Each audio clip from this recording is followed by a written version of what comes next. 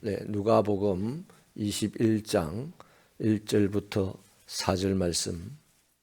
예수께서 눈을 들어 부자들이 헌금함에 헌금 넣는 것을 보시고 또 어떤 가난한 과부가 2렙돈 넣는 것을 보시고 이르시되 내가 참으로 너희에게 말하노니 이 가난한 과부가 다른 모든 사람보다 많이 넣었도다. 저들은 그 풍족한 중에서 헌금을 넣었거니와 이 과부는 그 가난한 중에서 자기가 가지고 있는 생활비 전부를 넣었느니라 하시니라. 아멘. 본문은 예수님께서 생애의 마지막 일주일을 보내시는 중에 화요일에 예루살렘 성전에서 사람들을 가르치고 계시던 그 중에 한 장면입니다. 바로 어제 성전에서 장사하던 타락한 사람들을 뒤엎어 몰아내시고 오늘 이 가르침을 하기 때문에 아마도 성전에 모인 사람들이 많이 긴장들을 한 그런 상태였을 것입니다. 이 당시에 헤롯 성전에는 헌금함이 13개가 있었다고 합니다. 그러니까 성전 규모가 상상 이상으로 컸을 것이라고 봅니다. 예수님께서는 조용히 헌금하는 사람들의 모습을 지켜보고 계셨죠. 수많은 사람들이 하나님께 예배를 드리기 위해서 성전에 들어옵니다. 멋진 옷을 입고 아주 잘 꾸며서 들어오는 분들도 있고 성전에 헌금함에 헌금을 많이 넣는 분들도 있었을 것이고 또 반대로 초라한 모습으로 올라와서 부끄러운 마음을 가지고 헌금을 하는 사람도 있었을 것입니다.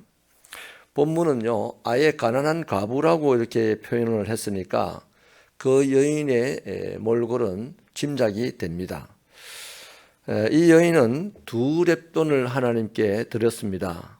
렙돈은 당시 통용되던 화폐 중에 가장 적은 단위로 동전이었습니다. 한 데나리온에 비하면 그 하루 품삯이 한 데나리온인데 거기에 비하면 128분의 1 정도 되는 가치를 가지고 있다고 합니다. 오늘 우리 노동자들의 일당을 한 13만 원 정도, 계산하기 좋게 13만 원 정도로 본다면 한 렙돈은 1,000원 정도 되겠죠. 그러니까 2렙돈을 들었으니 2,000원 정도 되는 물질을 헌금했다는 말입니다. 그런데 예수님은 그 여인이 어떤 사람보다 더 많은 헌금을 하였다 이렇게 인정하고 칭찬을 해 주십니다. 이유는 그녀는 자신의 생활비 전부를 넣었기 때문이다 라는 것이죠. 여러분, 이 말씀은 단순히 재산의 몇 퍼센트를 헌금했느냐는 비율의 문제로 예수님이 보신 것이 아니고요. 어떤 상황에서 어떤 마음으로 들었느냐 하는 것을 보셨고 그것을 인정하고 칭찬했다는 것입니다. 우리는 대체로 사람이나 무슨 일을 평가할 때 결과를 중시하는 경향이 있지만은 예수님은 결과보다는 과정과 그 일을 진행해 나가는 사람의 마음 중심을 중요하게 생각하는 분이 예수님입니다. 그러니까 그 2렙돈에 담겨 있는 과부를 보면서 과부의 눈물을 보았을 것이고 가난을 보았을 것이고 삶의 무게를 보았을 것이고 또 믿음의 결단을 보았을 것입니다. 돈이 많은 사람이 1억 가진 사람이 100만 원 헌금하는 것은 그냥 쉽게 눈 한 번만 살짝 감으면 할 수 있는데 2,000원 가진 사람이 2,000원 다 헌금한다는 것은 결단 많이 해야 됩니다. 고민 많이 해야 됩니다. 그걸 보았다는 거죠. 여러분, 지금 우리들도요, 각자 다른 상황에 처해 있는 사람들입니다. 타고난 성향도 다르고 처해 있는 환경도 다르고 육체의 강약도 다른 사람들입니다. 그렇기 때문에 함부로 나의 기준을 가지고 다른 사람을 판단하면 안 됩니다. 예를 들면 저 사람은 왜 저렇게밖에 못하지? 이렇게 쉽게 말해서는 안 된다는 것이죠. 열심히 봉사하는 사람들이요, 걸려 넘어지는 게 바로 이겁니다. 나는 열심히 하는데 왜 저 사람은 열심히 못하지? 열심히 안 하는 게 나아요, 차라리. 한 사람 인생이 그 사람 때문에 끝날 수도 있다는 것이죠.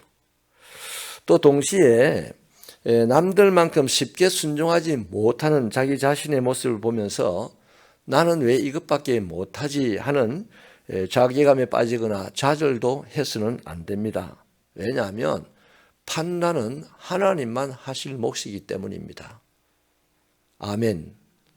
우리 다 이거 다시 거듭나야 돼요. 저부터 시작해서 여러분 모두 거듭나야 됩니다. 판단을 하나님보다 더 많이 하는 게 우리들입니다. 가끔 이 본문을 이용해 가지고요, 헌금을 독려하는 그런 설교가 있기도 하죠. 근데 그건 오늘 예수님을 조금 곡해한 해석입니다.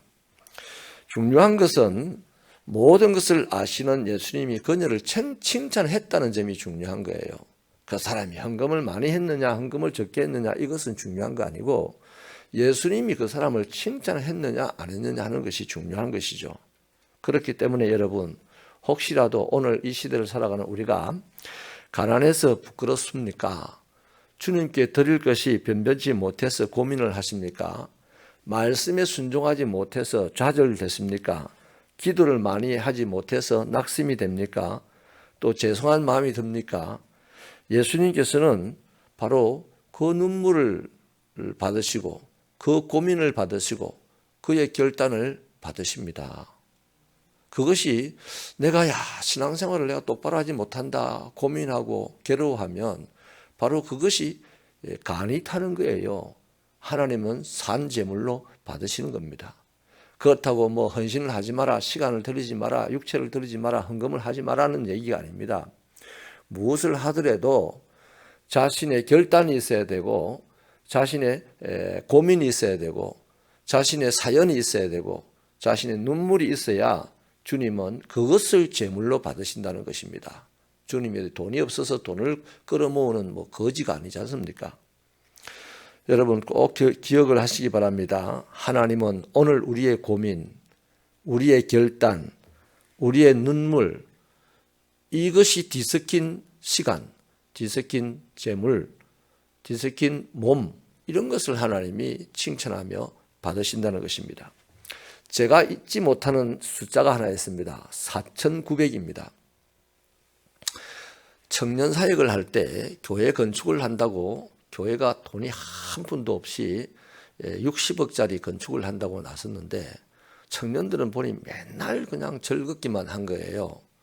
교인들은 그냥 작정도 하고 뭐 이렇게 저렇게 하는데 청년들은 그냥 마냥 즐겁기만 해요. 한 150여 명 되는 청년들에게 제가 도전을 했습니다. 앞으로 이분들이 교회를 짓고 돌아가시면 여러분들이 이 교회를 차지하고 앉아서 생활을 할 텐데 저 어르신들은 저렇게 기도하고 저렇게 몸부림을 치고 수고를 하고 헌금을 하는데 여러분들이 할 일이 없냐? 그렇게 도전을 했어요. 그래서 이 청년들이 이제 결심을 한 게 3일 동안, 이번 주간에 3일 동안 아르바이트를 다 하기로 결심을 했습니다. 그래서 3일 동안 아르바이트를 하는 중에 한 청년이 편지를 하나 보내왔어요. 그리고 이제 조그만한 그 저금통을 하나 보내왔습니다. 목사님, 내용이 그래요. 목사님, 이게 4,900원인데 제가 몇 년 동안 모은 거예요. 그래요. 너무 부족하지만은 목사님의 설교를 듣고 마음이 감동이 되어서 이것을 교회를 짓는 데 바치려고 하는데 적다고 안 받을까 봐서 매우 조심스럽고 염려가 되어서 목사님께 먼저 여쭤봅니다. 이렇게 편지를 주고 도망을 갔어요. 그게 너무 감동이 되었습니다. 이 청년은 대학을 들어갈 때 제가 봤는데요. 아빠가 암 환자가 돼가지고 엄마가 식당에서 걸어 씻어주는 일을 해서 겨우 치료를 지금 하는 중에 있었고 이 청년은 하루에 토큰 2개를 가지고 학교를 다녔습니다. 얼마나 가난했으면 학교를 가면서 베스킨 라빈스 그 가게 앞을 지나갈 때마다 훔쳐 먹고 싶은 욕망이 매일같이 들을 정도로 그렇게 가난했습니다. 그래서 그 청년이 4,500원을 교회 짓는데 드리는 것이 부끄러워가지고 바로 이 부끄러운 마음 가지고 나온 것이 제사라는 겁니다. 그래서 제가 그 다음 주일날 설교 시간에 이것을 예를 들었습니다. 그랬는데요. 그렇게 한 주가 지나가고 그 다음 주일이 지나간 수요일날 돈이 다 모아진 게 약 4천만 원이 모아졌습니다. 그 청년의 4,900원 때문에 한 청년은 노처녀가 시집을 가려고 준비해놨던 돈을 그때 3천만 원을 가지고 왔어요. 나머지 1,000만 원 조금 못 되는 것은 아르바이트를 해서 다 청년들이 모은 겁니다. 그래서 교회에 큰 감동이 일어나게 되었습니다. 그때부터 청년회가 더욱 활성화되었고 교회를 끌어가는 주도 세력들이 되었던 것이죠. 제가 무슨 말씀을 드리려고 하냐면요. 우리가 하나님 앞에 드리는 것이 물질의 많고 적음이나 건강에 좋고 나쁨이나 지위가 높고 낮음을 가지고 판단할 수가 없다는 겁니다. 나 자신도 판단할 수가 없고 다른 사람도 나를 판단할 수 없다는 것이죠. 무엇을 드리든지 하나님 앞에서 어떤 마음으로 서 있느냐가 하나님의 판단 기준입니다. 그것을 중요하게 여깁니다. 오늘 이 시간을 드립니까? 몸을 드립니까? 하나님 앞에 어떤 자세로 서 있습니까? 그것이 하나님이 보시는 중요한 점입니다. 겸손히 하나님 앞에서 살아가는 저와 여러분 되기를 축원합니다. 하나님 아버지여, 내가 좀 잘했으면 잘났다고 자랑하고 내가 좀 못했으면 기가 죽어서 교회 출입도 하지 않는 그런 이상한 신앙으로 이 땅을 살아가지 말게 하시고 이제 우리의 신앙이 거듭나게 하여 주옵소서. 있는 모습 그대로, 가슴이 아프면 가슴이 아픈 대로, 가난하면 가난한 대로, 부끄러우면 부끄러운 대로 아버지 앞에 나와서 가난함을, 부끄러움을, 가슴 아픔을, 억울함을 내어놓고 하나님 앞에 똑바로 서게 하셔서 그것이 로마서 12장 1절에 거룩한 산 제물이 되는 그 축복을 누리게 하여 주시옵소서. 예수님 이름으로 기도하옵나이다.